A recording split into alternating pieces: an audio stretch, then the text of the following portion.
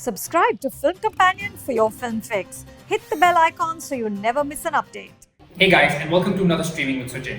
Today we'll be discussing the new Korean crime thriller on Netflix, Time to Hunt. Fair warning before we begin, this is a very powerfully and confidently made film from a bunch of very talented Korean artists, whereas I am inept and an idiot. So chances are I'm going to butcher most of their names, for which I sincerely apologize in advance. The film is the first Korean film to screen at the Berlinale Special section of the Berlin Film Festival, and it comes from writer-director Yoon Sung-hyun and stars Lee Jae-hoon and An Jae-hung, as well as Choi Woo-shik, who you might remember as the son from this teeny tiny film recently called Parasite. The movie is set in a dystopian future where the entire country of South Korea and perhaps the world have collapsed. The economy is shattered and most people are out on the streets begging and struggling to survive.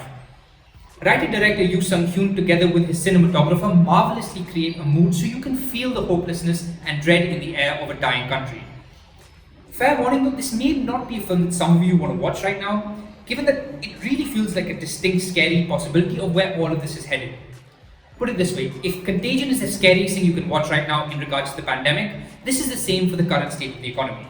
Time to Hunt is a story of three friends, and when one of them gets released from prison, he convinces the others that all they need to do to fund a better life and escape from the hell they're living in is to steal some money. It's a one last job movie, where he tells them all they need to do is one last job and then they're set for life. So you know this is going to end badly. But these aren't hardened criminals or reckless idiots, they're just desperate people at the end of their rope. Their savings are now worthless, they have very little money, and they'll soon be out on the streets. They're not even stealing to look to be rich, they just want to live like normal human beings. So this isn't a smooth heist flick as such. It's just about survival and having nowhere else left to turn.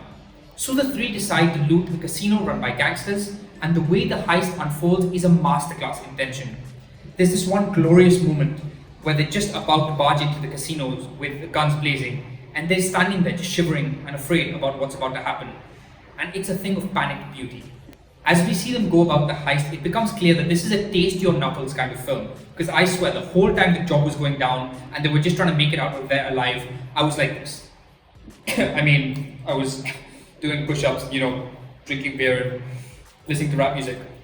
Gradually, the consequences of their actions catch up to them as the casino owners send a seriously creepy killer to hunt them down.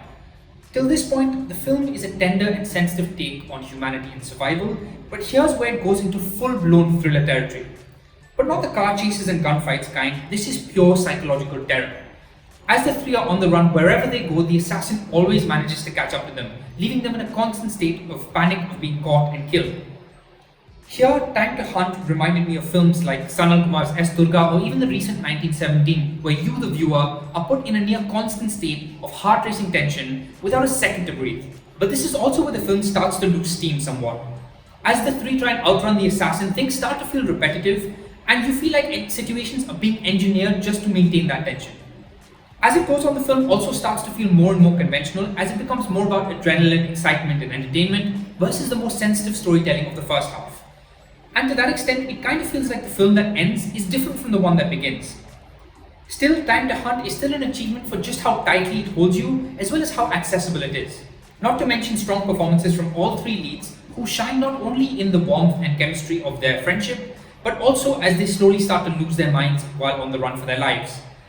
In the end, Time to Hunt is a simple story brought to life with powerful direction.